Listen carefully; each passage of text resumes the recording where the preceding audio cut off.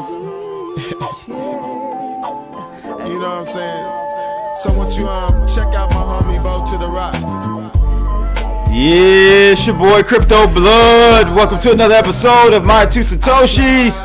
And it is Bad Friday 2018. I mean Good Friday 2018. It's bad to me, boy. Yeah, I'm sure to you, your portfolio is looking bad, people. Want to give a shout out to my man Ashley. He asked me to play some old school Warren G, Dove Shack, Summertime in the LBC. Thanks for the song request, man. That's some real old school hip hop right there. And yeah, welcome everyone.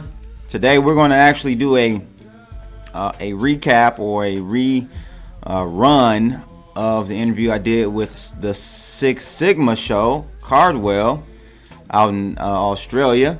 So we're going to do that right after we kind of go through the markets, see where we are with the algos and technical analysis and everything. So I hope you guys will enjoy that.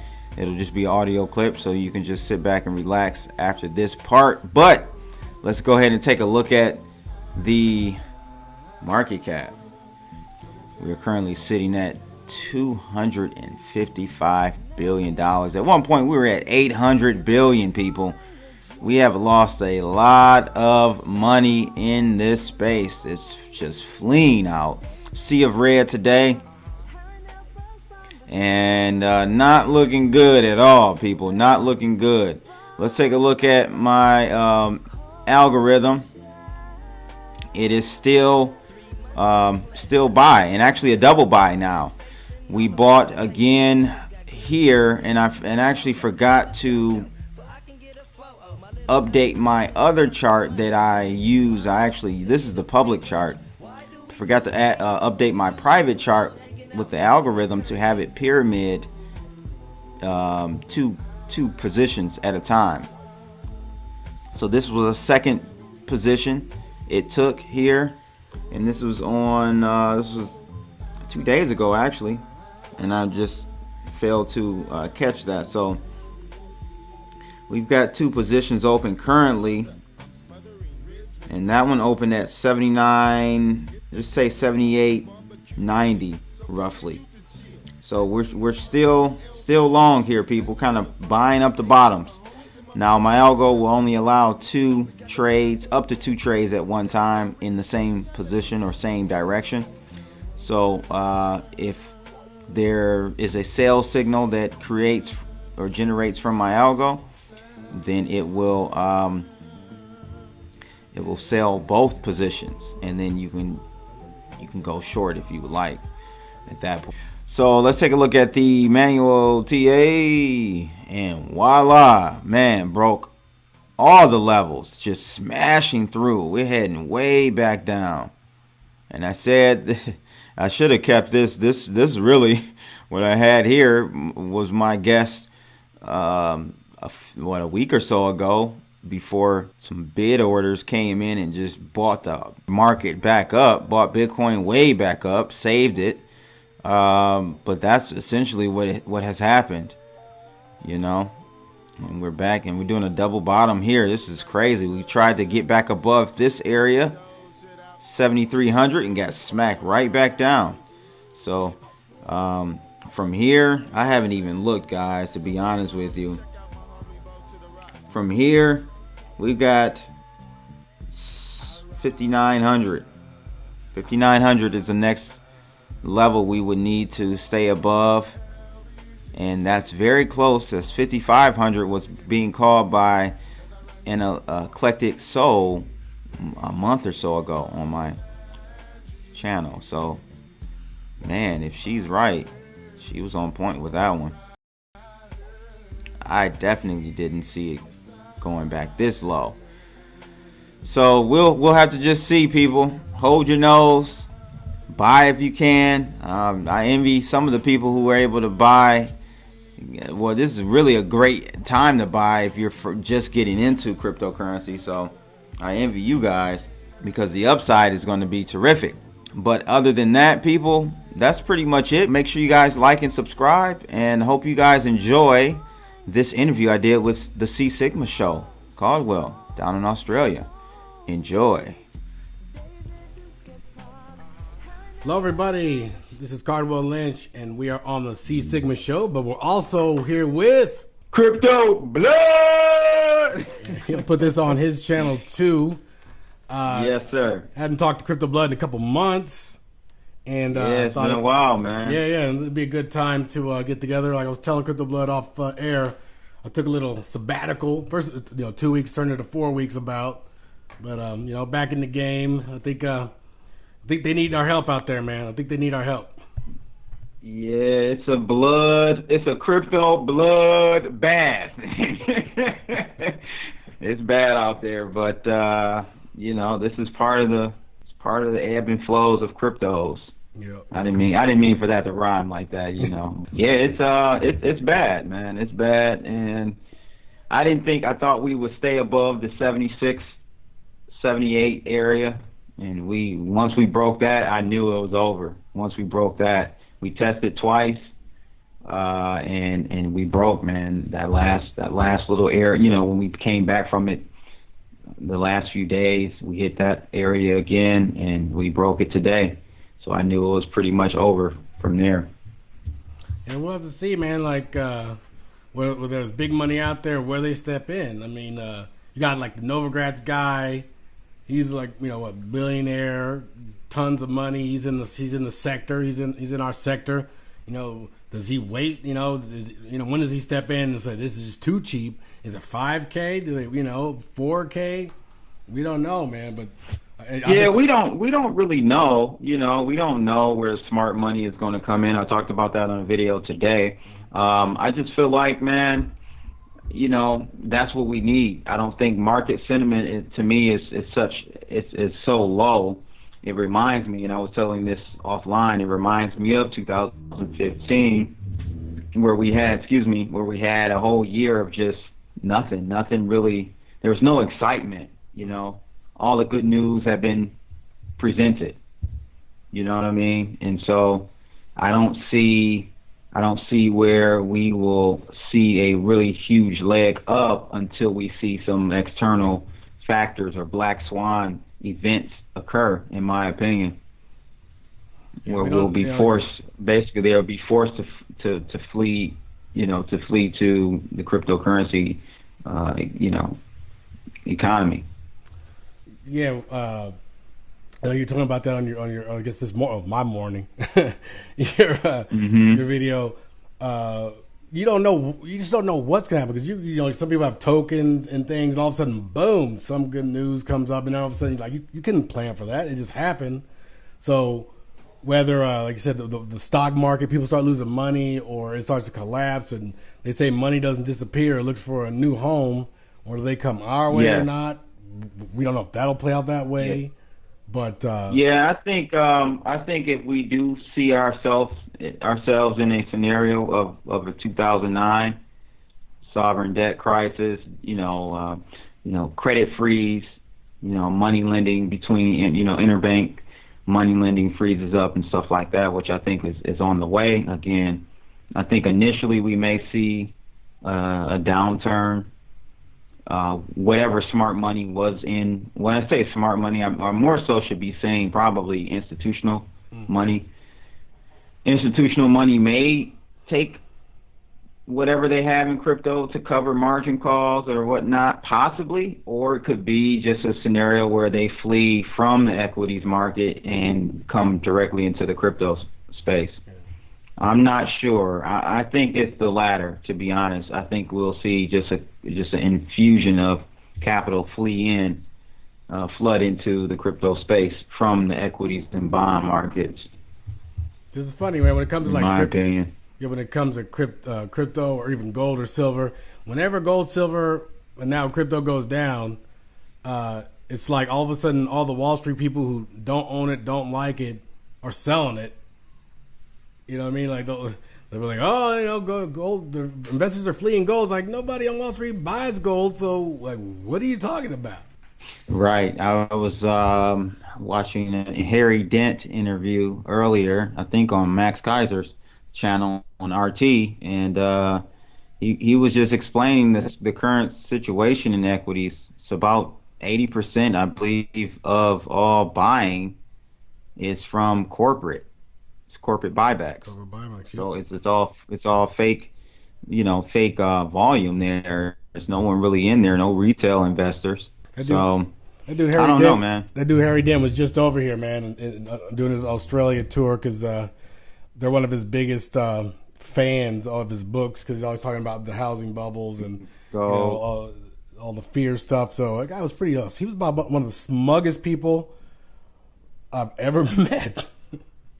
That dude was Really? just smug. Like he had his PR guy introduce him, and I'm like, "Oh, Mr. Dent." Like I knew who he was. I read a couple of his books. I'm like, "I got a couple of your books." And he was very smug, man. I was like, dude, you don't need to be like that. I mean, you called one thing like 15 years ago, but take it easy. Yeah. Right. Yeah, I mean, I'm not with the whole doom and gloom thing. I was really deep into that right after the financial crisis.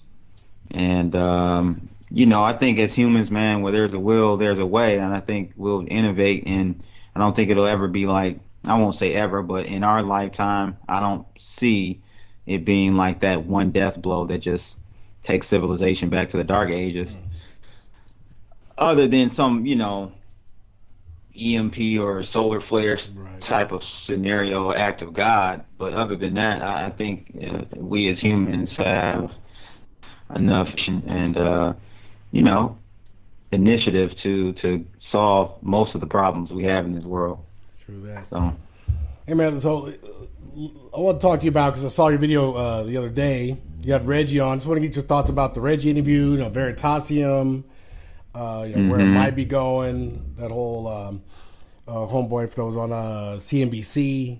We're trying to make a possibility. So, what'd you think about your takeaways from Reggie? Definitely need to buy. I need to buy. And it was crazy because I didn't even know the price had gone up. Like I broke the story about Reggie, the potential. I didn't know, it was the evidence was presented to me through a pretty trusted source in the WebBot community. And I looked it over and I'm like, yeah, let me at least throw it out there, report on it and get feedback. And it actually had, from that video that I did, Veritasium went up 100%. Yeah, almost. Yeah, we were watching it. So I didn't even know it went up that high. I didn't know it. I don't follow Veritasium like that. I don't have any, so I don't have a reason to. Okay. So when I saw my boy True Bliss video, he did on that. I'm like, dang. So I'm like, yeah, I gotta wait for a pullback and get in load in. I think that is. Reggie knows his stuff, man. He knows business. And like we were talking about in the interview, man, a lot of these projects, these ICO projects have a bunch of coders, they don't know business. They don't know how to execute or haven't executed. So it's an interesting landscape in the ICO space. I've been saying it for months now that I felt like we were overvalued, but didn't know where that where the pullback, where equilibrium was. I don't know. I don't have that. First, I don't have the time nor the team to come up with some proprietary valuation on ICOs like Reggie does. So that's good to see that Reggie is doing that. He's one of few in the space that is really actively and properly putting valuations on these tokens and coins. So kudos to him. There are a few other ones out there, some research agencies, but we need that because I had a gut feeling that we were overvalued in the ICO space, but I just didn't know to what extent. So we'll see what happens, man. Yeah, I haven't done an ICO since maybe last October, November, like zero, like none. Ever since stuff started dropping on Ether Delta post ICO and going down, I was like, nah, we don't have to worry about ICOs because pretty much they get dumped and then everybody picks up some scraps. Yeah, I did the first and only one I've done in 2018 was Storica. and that was an epic fail as far as coming out. It was down. It's down now like 64, 68%. But out the gate when it started trading, I think on hit BTC and some other exchange, it was down 50% out the gate. So that was only one. I hadn't done anything after that. Don't plan on it really. I don't think until we get proper valuations in the marketplace. And I think this year will set the stage. It will set the tone going forward. Expectations and valuations will come down, in my opinion, going forward, because now this year will be the first year that a lot of the ICOs from 2017, early 17 and into late 17 will start rolling out their projects, and we'll start to see the proof in the pudding. So that will kind of start to. Oh, go ahead. Yeah. I'm sorry. No, I think the regulatory specter is hanging over the market now, where like especially if you're in the West if you're in America and you try to ICO, man, you got to have your legal team basically on point, because that's what's I think holding back like PayPi versus say Populous. They're in the UK, man. Talk about Wild West. You got City of London. You got the UK, man. You can do whatever you want over there. But everybody in Canada and the US, they got to be like, man, like the lawyers got to be on everything, because you get the death blow from SEC and you're done. Well, that's why I didn't like, in particular, I didn't like SALT lending, just for that same reason. I knew just from red tape standpoint that they had to go through each state to not practice, but run lend, do lending. It had to be approved. They had to go through the red tape for every state they wanted to do this in the United States. So I just felt like the runway for them to really scale up and be something that we see as something, revenue positive or in the black. I didn't see it, man. I just saw the hurdles, and this is way before all this ICO regulatory stuff from SEC and so on and so forth came down. So they've really squeezed, to me, Caldwell, they've squeezed the life out of any innovation at this point. Yeah, as far as the ICO in the US, ICO market.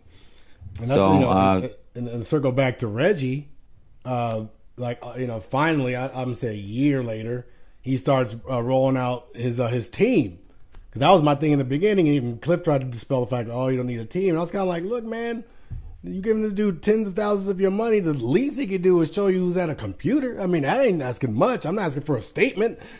But finally, it looked like he may have actually hired some people. And the ones that he hired, the two ladies, one was like a compliance, worked in compliance at either SocGen or, which is, I'm saying now that's a positive, because he knows that people are going to try and, you got to have your legal team to try and, get the SEC, get their blessing ultimately.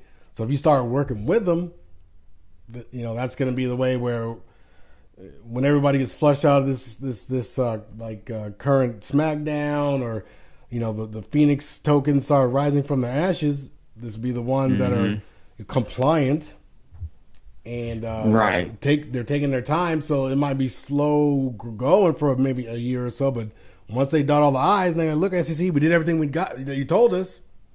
And if they get approved, then that means they're good to go. Yeah. And, what they say, Katie bar the door. Yeah, no, I agree, man. And like I said, I think he's going to have trouble in the U.S., I believe. Not trouble, but he's going to have some hurdles to jump over. But I think he's going to, and actually just a few hours ago, I just found this out on Twitter. He signed an MOU with Special Economic Zone in a Central African nation. So he's just waiting on the counter signature now. So they're going to be rolling out Veri's technology and intellectual property to that country. So it's coming. It's coming abroad for him. I for sure think that's going to be a shoe-in. But the hurdle is going to be here in the States, where he's going to have to spend 300,000, 400,000, 500,000 to become compliant. And that's how it is in the States, man. You got to pay up to play. You got to pay those I call them legal crooks, the lawyers. You got to pay those legal crooks all that money, man, to play. Yep. So he's going to have to do that, in my opinion. I don't know. This is just me kind of, No, you're right, because, whether it's SEC or CFC, they all want their pound of flesh. So, you got to pay that guy correct. off, I mean, and them fees, yep. and, everybody wants a pound of flesh. He's going to have to get, you got to get a SEC specialized lawyer. Then, he's going to be expensive as hell. You got, all these fines, but fees you have to pay to the SEC and this branch and that branch.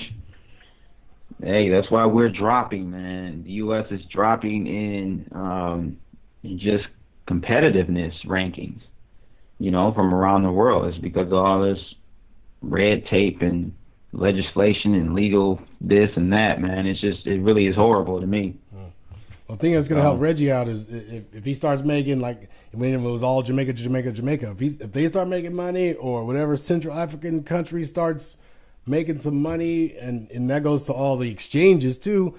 If Binance goes to Malta, and Bitfinex or whoever that is going to go to BitMEX, is they're going to go to Switzerland?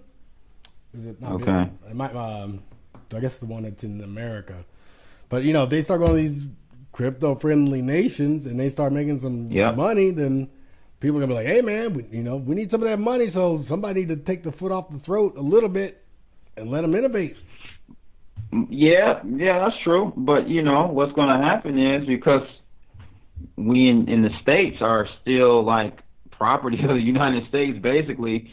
If these types of companies run out of the States, to not have to deal with the SEC and all these other agencies, they're going to block U.S. citizens from even trading on their platforms. That's how they're going to do that. So we're going to miss out on a lot, in my opinion.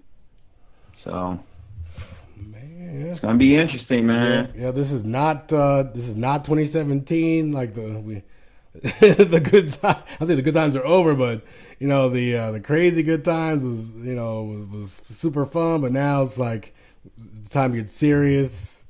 And that was going to bring up my next little thing I want to talk to you about is your strategies for 2018. Because I made a few videos and I kept saying like 2018 is going to be the flight to quality. Now we might see the burning of the field and see what sprouts out, because the flight to quality is where it's at. So, like, what's your opinion on people, not financial advice, two dudes talking about crypto, don't trade, don't buy or sell, educational purposes, because we're not professionals. Well, I'm not anyway. And, I don't have a license. I may have some experience and used to have license, but I don't now. So, don't listen to me.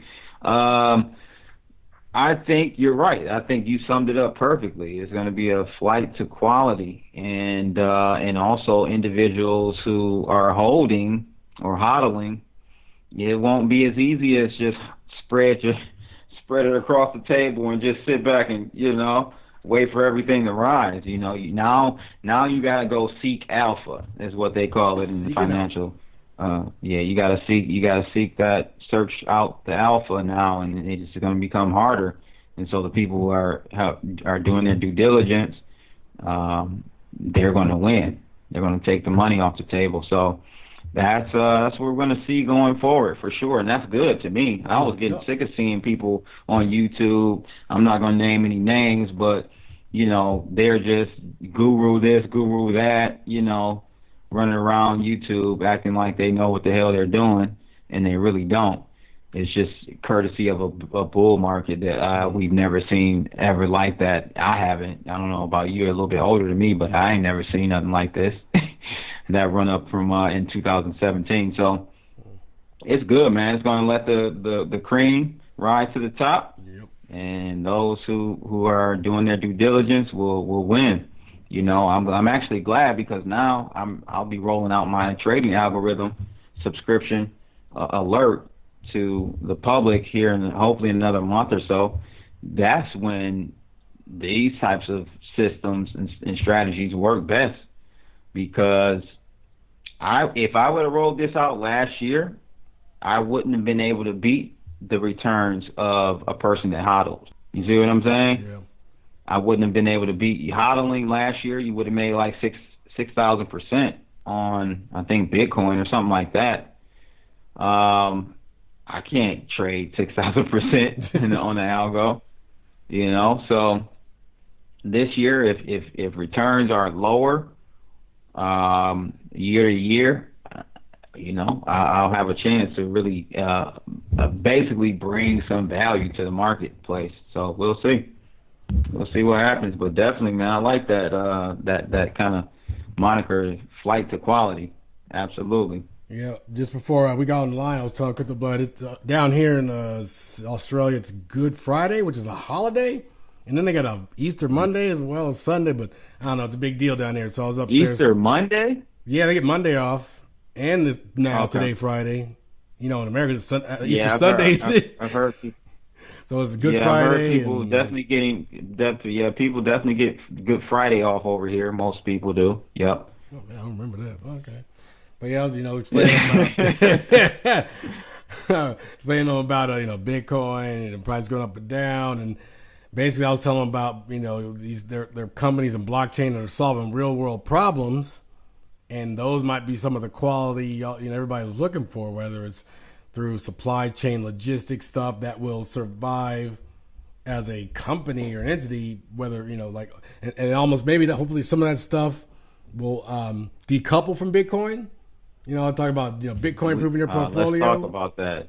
Huh? Yeah, let's talk about that. Let's talk about decoupling or depegging from Bitcoin, man. I did, maybe about 3 weeks ago, I did a video on that. Like, I think I have it actually pinned on my Twitter account. Yeah, I got it pinned in my Twitter account. And it's just like, it's time to what did I call it, man? I said, I'll let you know what exactly I said verbatim, man, because I think this is definitely needed. And it's not like something that we can just do. I have here, I think it's time to part ways with Bitcoin is the title of that video. I have it pinned on Twitter. But basically, I was just saying, like, it's time, man. Like, Bitcoin has led the way up to where we are now as a brand to represent cryptocurrency, blockchain even. Like, Bitcoin represents the currency and the blockchain to the public eye. But I think now it's time, and I think the only way it's going to happen is, and I think it's going to happen this year, hopefully, is that you start to see successful projects roll out, that the demand for the tokens and service for that particular project supersedes whatever Bitcoin is doing. That's it. So I don't care if Bitcoin is crashing like this right now. If everyone's using Pillar wallets, I need Pillar. It doesn't matter. So that, you know what I'm saying? That pressure to buy is there, and that's where the value is you're gonna see that decoupling from Bitcoin, and that's a good thing. That, to me, that will be a sign of continued maturation of the cryptocurrency, community.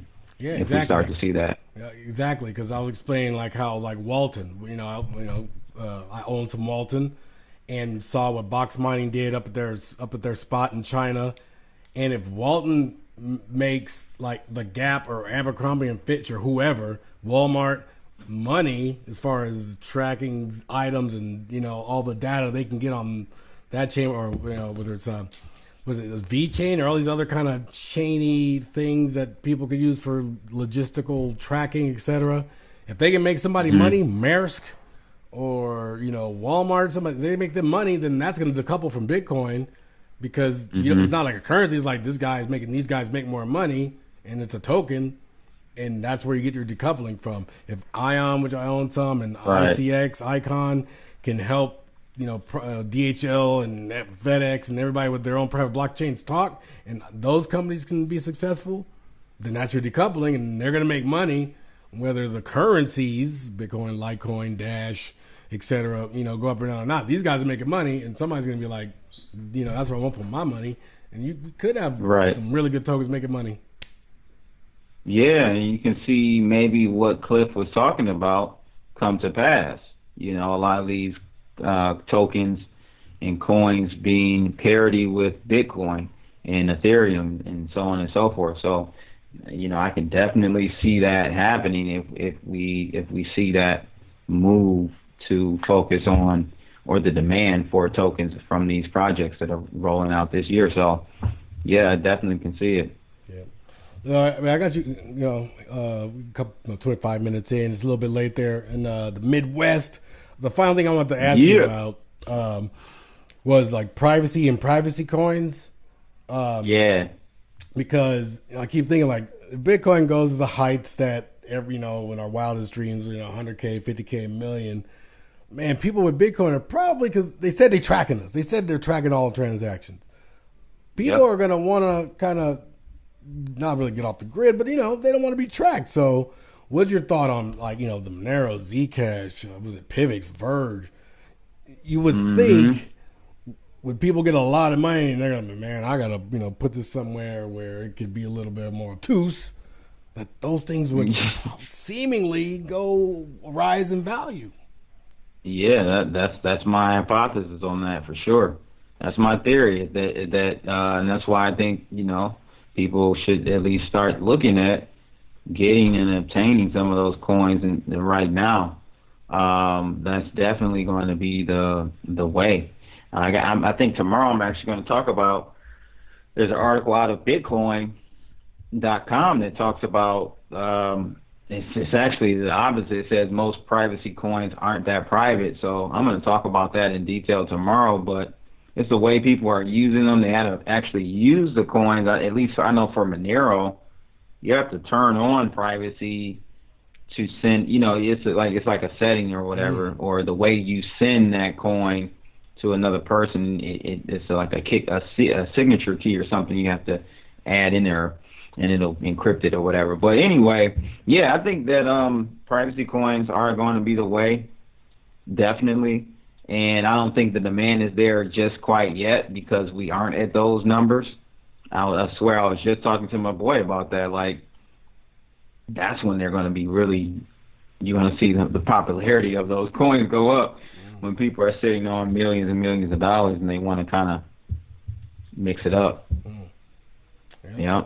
I feel the same way. That's why I was looking at them now, like, man, like Zcash is under 200, Monero's down about 150 now maybe, and it kind of shot up with Bitcoin. When Bitcoin was doing the 20,000 rise, they were going up too, because you could tell people was like, let me just drop some in. So, that's one thing about crypto.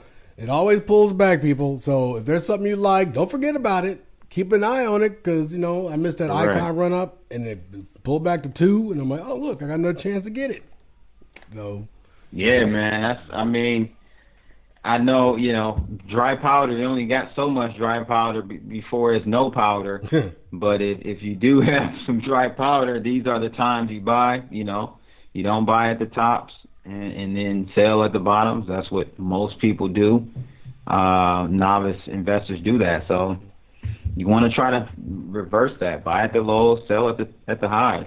And me personally, I'm always an advocate for taking some profits every month or every 2 weeks or whatever as you're running up. You're growing your portfolio, man. You got to realize some of those profits so that you don't be kicking yourself right now. You know what I mean? When it was at 20,000, you're like, man, I didn't sell anything. I was hodling to hell. And now we're in hell, and you're like, damn. So yeah, man, that's what you got to do. Yeah. That's what you got to do. All right, man. Hey, thanks for coming on. Appreciate it. I know you're busy, and you're putting out quality work, man. Quality daily work. Like I said, I took a little time off. I personally felt I wasn't putting out quality man. work. Gotta get back on. Oh yeah. But I felt like I wasn't giving it quality, so I personally, I don't like to half-ass it. But that's for me. Yeah. Same here, definitely. Yeah, but definitely. you're doing quality work, man. Keep it up. You and Truth Blitz. Check out both those the Block Party YouTube channel, Crypto Blood YouTube channel, and his Webbot chat room. Check it out. Looking for it. I'll put the links in so you can get in there. And it's very vibrant in that room. So yeah, it is. It's great. Nice people in there, though, man. Yep. Great little family there. So, yeah, check us out, people. All right. So this is Carter Lynch for the C Sigma Show with Crypto Blood. Hey, thanks for coming out, man. All right, peace. Holla. All right.